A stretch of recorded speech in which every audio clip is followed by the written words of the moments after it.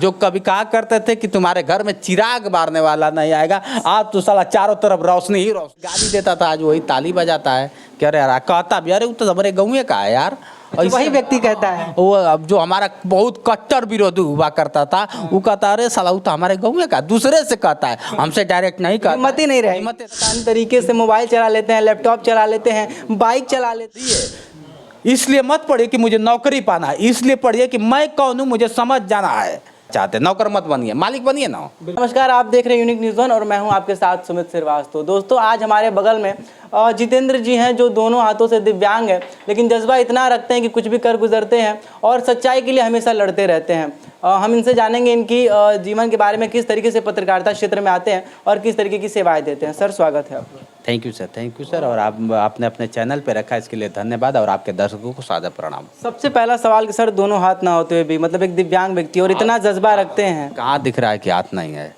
नहीं सर, मतलब कहाँ दिख रहा है कि हाथ नहीं, हमको पहले यही बता दीजिए। नहीं, जैसा कि लोगों का कहना है और कहीं ना लोगों कहीं का नहीं, आप बताइए ना, आप बताइए कहाँ कहना है। वो तो नहीं दिखता सर, क्योंकि जितना जज्बा है, जितना जुनून है, उस हिसाब से तो नहीं लगता कि आप दिव्यांग हैं। अच्छा, हाथ वाले को नहीं देखे हैं? देखे हैं। जिसका हाथ पाँव रहता है फिर भी कुछ नहीं कर पाता है, बिल्कुल है ना। तो फिर हाथ काहे नहीं है? अब ये हम सोच लेते हैं कि मेरा हाथ नहीं है। अच्छा, क्या समझ रहे हैं? हम जब सोच लेंगे कि यार मेरा हाथ नहीं है, तो नहीं है। आप अच्छा, आप सोच लीजिए मुझे कुछ नहीं करना है, तो हाथ रख के क्या कर लेते हैं आप? क्या कर लेते हैं? कुछ भी देखे होंगे फुटपाथ पे घूमते रहते हैं, जिसको मतलब दिमाग ना काम करता है, इससे घूमते, हाथ पैर बहुत सुंदर होते हैं, वो भी तो घूमते हैं। तो क्या मायने है उस जिंदगी का? कोई मायने है क्या? बिल्कुल नहीं। तो हम तो कभी नहीं सोचते हैं कि मेरा हाथ नहीं है, मेरा हाथ है। अब तो क्या होता है, आज को बता ही दूँ, आज चैनल पे पहले दोनों हाथ नहीं था, अब कम से कम छः हाथ है। छः हाथ नहीं, पूरा लाखों हाथ है। आज फिर मेरा एक पुत्र की प्राप्ति हुआ है, देख लीजिए। भगवान, इत्तेफाक है ये, इत्तेफाक। पहले तो सर बहुत बहुत बधाइयाँ, आज इनको पुत्र प्राप्ति हुई है, तो इसके लिए आपको कांग्रेचुलेशन। इंटरव्यू दे रहा हूँ, देख लीजिए। कितनी सौभाग्य की बात है कि पहले एक लड़का था, फिर लड़का हुआ, फिर लड़का हुआ। जो कभी कहा करते थे कि तुम्हारे घर में चिराग बारने वाला नहीं आएगा, आज तो साला चारों तरफ रोशनी ही रोशनी हो गई है। जिंदगी पूरी की पूरी रोशनदार होगी। बिल्कुल बिल्कुल। अरे वो तीनों बच्चे, ब्रह्मा विष्णु महेश का नाम सुने हैं ना? बिल्कुल बिल्कुल। हमारे घर में ब्रह्मा विष्णु महेश आ गए हैं। सावन का महीना चल रहा है, तो ब्रह्मा विष्णु महेश। आप सोच लीजिए कि जिस ब्रह्मांड में, जिस घर में ब्रह्मा विष्णु महेश होंगे, क्या किसी चीज का कमी होगा क्या? बिल्कुल नहीं सर, बिल्कुल कमी नहीं। सोच लीजिए, ये तो मेरा सौभाग्य है कि हमारे घर में ब्रह्मा विष्णु महेश तीनों विराजमान हो गए हैं। सर, किसी के पास कोई कमी हो जाती है तो थोड़ा सा नर्वस हो जाता है, थोड़ा सा उदास हो जाता है, लेकिन बुरा मत माने, अगर आप दिव्यांग दोनों हाथ नहीं, तो सर कभी ये मायूसी नहीं चाहती, कभी आप उदास नहीं होते कि नहीं यार हमारे पास दोनों हाथ नहीं है? और बहुत सारे लोग ताने मारते होंगे कि तुम दिव्यांग हो, तुम कुछ कर नहीं सकते, तुमसे कुछ हो ही नहीं पाएगा। ये बुजदिलपन है कि कोई कह दे कि यार हाथ नहीं है, और हम दूसरे का क्यों सुनते हैं?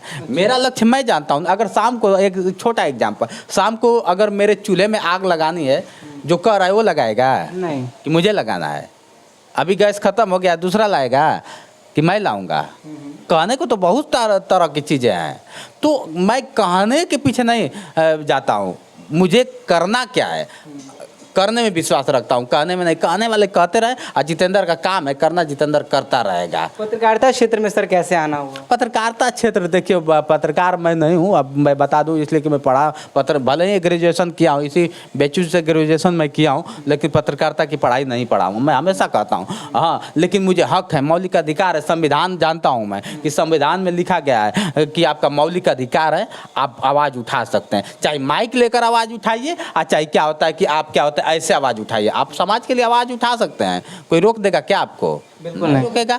स्वतंत्र भारत है, स्वतंत्र लोग हैं, स्वतंत्र हम हैं। स्वतंत्रता सबको है, स्वतंत्रता में सभी लोग कुछ भी करें, कोई रोकता है क्या? आपको कोई मना करेगा? बिल्कुल नहीं। काहे माइक उठा लिए? किसी की औकात है, जो कहता हो कि मैं ये हूँ वो हूँ, तो मना कर देगा क्या आपको? जितनी माइक उठाए, किसी से पूछ के उठाए कि बेटा मैं माइक उठाने जा रहा हूँ। आप स्वतंत्र हैं, माइक उठा लिया और आज बोल रहे हैं। सर, आज से कुछ सालों पहले वही लोग ताने मारते थे, और आज जब आप बड़े बड़े हस्तियों से मिलते हैं, बड़े बड़े लोगों का इंटरव्यू लेते हैं, खान सर जैसे हस्तियों से मिलते हैं, सर आप जो स्टॉक जैसे मंच पर जाते हैं जहाँ पे लोगों का सपना होता है, तो सर कैसा लगता है? नहीं, सच्चाई है। कभी जो मुझे गाली देता था, आज वही ताली बजाता है। कह रहे यार, कहता भी अरे वो तो हमारे गाँव का है यार। और वही व्यक्ति कहता है। वो अब जो हमारा बहुत कट्टर विरोधी हुआ करता था वो कहता अरे साला वो तो हमारे गाँव में का दूसरे से कहता है, हमसे डायरेक्ट नहीं कहता। हिम्मत ही नहीं रही। हिम्मत ही नहीं है। जाता हूँ तो देखता है, लेकिन ये चाहता तो है बहुत कुछ कहना, लेकिन कुछ कह नहीं पाता। नहीं पाता है। हाँ, कि मतलब एक बार उससे कुछ कह लूँ यार कि मतलब क्या है कैसे है, ठीक है ना। तो ये सब सारी चीज़ें हैं। इसका मलाल नहीं है कि लोगों ने मुझे क्या कहा, लोगों को मैंने करके दिखा दिया, ये मुझे बहुत खुशी होती है। सर हमने सुना है कि कुछ लोगों ने आपके गार्जियन को समझा दिया कि इसको जहर पिला दो, पॉइजन पिला दो, ये किसी काम का नहीं, ये कुछ कर नहीं सकता। तो सर उस समय तो बहुत दुख होता है। हाँ, बहुत काफ़ी वो पल एक अजीब सा पल रहा। जिस वक्त कहा कोई कि पॉइजन की सुई दे दो मर जाएगा, किस काम से। आपके पिताजी से लोगों ने कहा? हाँ, पिताजी से। लेकिन पिताजी भी महान है और हमेशा मैं माँ बाप के सिवा मैं किसी मंदिर मस्जिद पे विश्वास नहीं रखता। सुन लीजिए सीधी सी बात, आज जो भी देवी देवता चाहे जो भी हमारे भगवान स्वरूप मेरे माँ बाप है और कोई नहीं है मेरे लिए। माँ बाप से बड़ा कोई है ये नहीं है। इसलिए कि सबके माँ बाप मुझे सभी को एक बार पैदा करते हैं, मेरे माँ बाप मुझे 2 बार पैदा किए हैं। इसलिए मैं कभी ऐसे भी मैं उनका कर्ज नहीं चुका पाता और बोझ बन गया हूँ। मैं कर्ज नहीं चुका पाऊँगा कभी, कितना हूँ करूँगा मैं कर्ज नहीं। लेकिन हाँ, उन्होंने ये क्षमता दे, परिवार ही पावर होता है, परिवार ही कमजोरी होती है। आज परिवार का ही देने कि जितेंद्र यहाँ तक आया है, समझ लीजिए। और मुझे हमेशा हौसला देते रहे। मैं हूँ ना, पिताजी ने कहा, मम्मी कही कि तू टेंशन ना ले, जो तुम्हें करना है कर, तुम्हें जो लग रहा है वही कर, लेकिन हाँ गलत मत करना, किसी का के साथ अन्याय मत करना, किसी के साथ चीटिंग मत करना,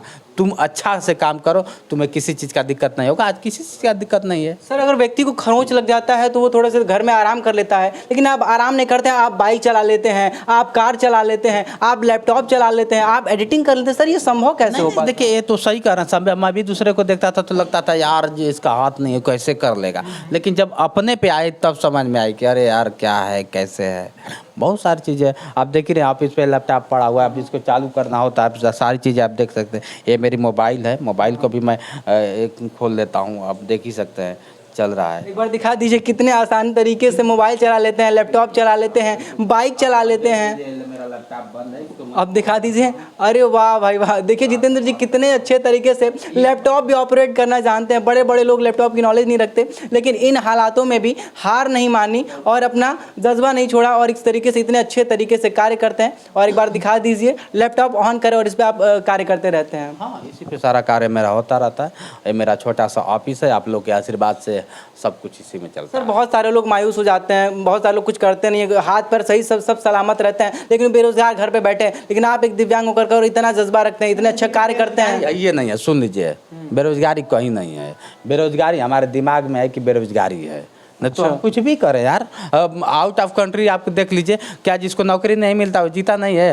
आउट ऑफ कंट्री के लिए दूर तो आप चले जाइए, मैं आपके भारत में बता दूं, आप पंजाब जाइए, पंजाब भारत का सबसे छोटा राज्य है, लेकिन वहाँ पे जाएंगे तो सबसे आपको अच्छी खुशी मिलेगी और सभी लोग मतलब अपने आप में हैं, नंबर 1 पे दिखेंगे। और सब किसी नौकरी के पीछे नहीं भागते हैं, बिजनेस के पीछे भागते हैं कि मुझे करना क्या है। सबका पास अब मेहनती लोग अगर कोई होता है तो पंजाबी लोग होता है, आप भी जानते हैं, बढ़िया से जानते हैं। तो कहीं ना कहीं देखिए हमारे दिमाग में थॉट हो गया कि अरे यार बेरोजगार हम हैं, कैसे बेरोजगारी दूर होगी। ये सब मूर्खता है, इसको आप आसानी से दूर कर सकते हैं दिमाग चलाकर। हम पढ़िए, मैं तो कहता हूँ पढ़िए, इसलिए मत पढ़िए कि मुझे नौकरी पाना है, इसलिए पढ़िए कि मैं कौन हूँ मुझे समझ जाना है, इसलिए पढ़िए। आप इसलिए मत पढ़िए कि क्या होता है, अरे बेटा मैं पढ़ लूँगा तो नौकरी। अरे क्यों नौकर बनना चाहते हैं यार, क्यों नौकर बनना चाहते हैं? नौकर मत बनिए, मालिक बनिए ना। बिल्कुल। क्यों नौकर बनना चाहते हैं? तो पढ़िए और अपने आप को समझिए कि मेरा उद्देश्य क्या है इस धरती पे आने का। देखिए जो अपने आप को नहीं समझ पाएगा